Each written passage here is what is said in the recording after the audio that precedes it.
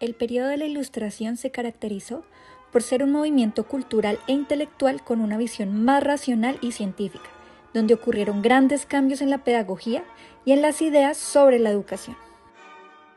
Además, promovió la educación para todos, sin importar el origen social o económico, aboliendo el pensamiento del privilegio para las clases altas y monarcas.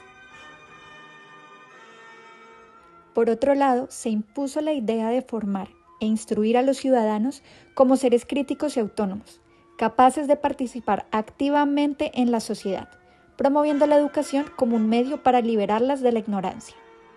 Otro de los principales logros obtenidos en el periodo de la Ilustración con relación a la pedagogía fue la creación de las enciclopedias.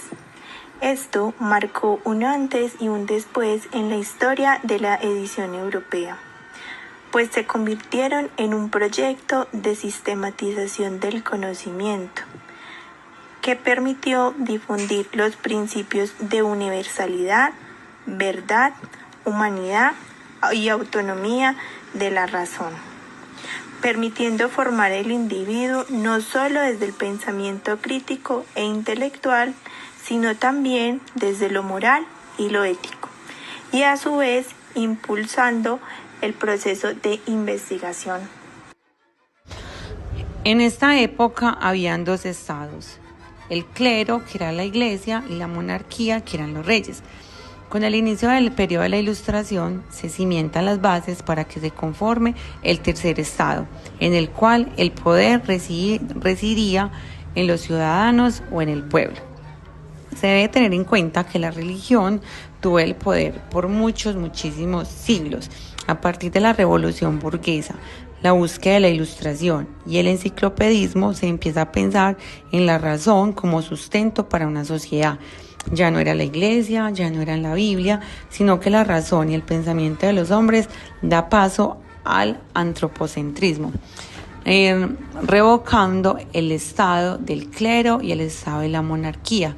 Ya el hombre piensa por sí mismo y empiezan a tomar decisiones como sociedad para encaminar todo este pueblo.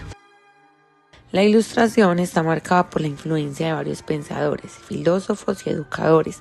Entre ellos se destacan las figuras como John Locke y Émile de Condillac, quienes defendieron la idea de la mente humana como una tabula rasa al nacer y la adquisición del conocimiento a través de la experiencia y de la razón. Al mismo tiempo, Rousseau, con su obra El Emilio, revolucionó los pensamientos de la educación al enfocarse en el individuo y plantear su desarrollo por etapas. En la misma línea, Kant, tal como lo planteó García en el 2005 y partiendo de los ideales de Rousseau y Balsedov, incorpora su visión de la educación moral en una compleja relación entre disciplina y libertad. Su postura se comprende desde la ética. Él plantea que el hombre necesita una educación orientada a la autonomía moral y a la formación de ciudadanos responsables. Por consiguiente, era indispensable la transformación de las instituciones sociales. Finalmente, otro autor destacado fue Pestalozzi. Él promovió el aprendizaje basado en la experimentación y pensando desde el interés del niño, demostrando la necesidad de una formación a maestros desde la integridad del ser humano.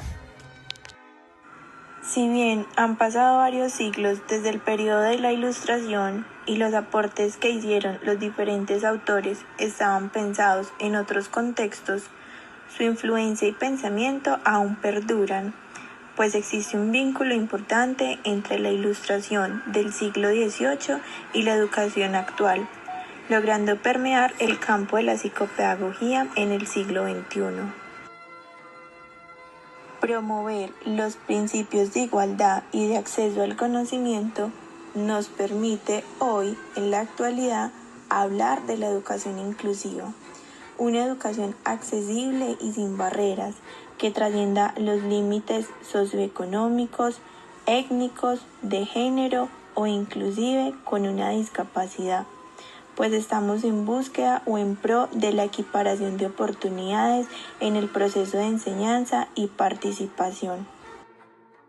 No obstante, Y partiendo de esa educación para todos, la pedagogía de la Ilustración priorizaba el desarrollo intelectual sobre otros aspectos del ser humano, como lo son las habilidades sociales y emocionales.